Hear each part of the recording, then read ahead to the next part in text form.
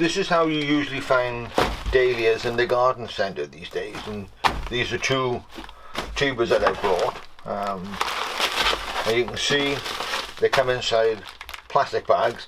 They've been out of the ground quite a long time. Sometimes they're grown in pots, so it's a long time since they were actually watered, and now they've been hanging around inside garden centres on the shelves. You can see the effect that it has on it. You just open this one up, and this one is a pom-pom dahlia, a lovely little thing, and it's called Pink Isa. Now you can see it, and it's beginning to shrivel. It's quite dry. Some of it there's damage on it, and I say it's not in very good condition. I have a label to go with it, and we keep that together. And this is another one with a slightly bigger tuber on it, and I say this is a decorative Thomas Edison, which is a lovely old variety, well worth growing. We'll just open the packet again.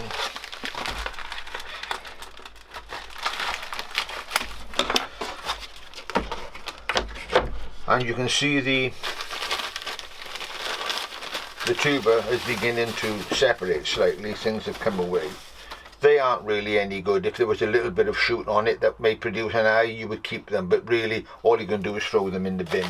It's a bit sad, a bit wasteful, but as I say, there's no growth left in it. But you can see this, the tubers on this are slightly round, a little bit fatter. There's the stalk, and that's where the eyes that we're after that will produce shoots. Because what I usually do is take cuttings. I prefer to take cuttings as to grow them from these. I think you get slightly better plants.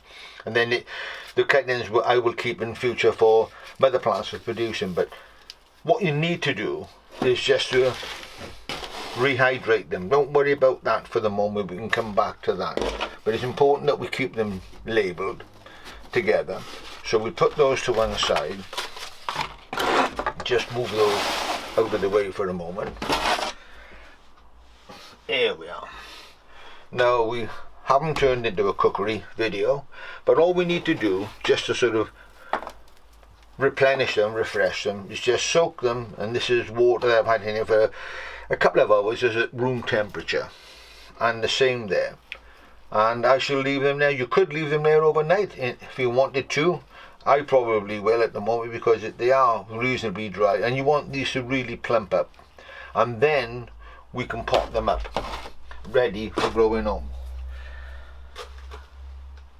So as I say, we just leave them there, let them go, make sure that the labels stay with them.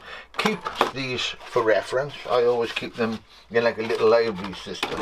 And what we need to do, once they've soaked up and nice and plump, take them out, trim off any of the waste, and then put them into a tray or into pots.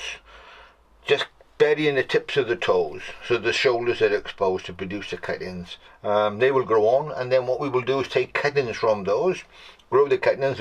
Although it's early spring now, we won't be planting them out until the fear of frost has passed, which where I live in Wales will be towards the end of April into early May.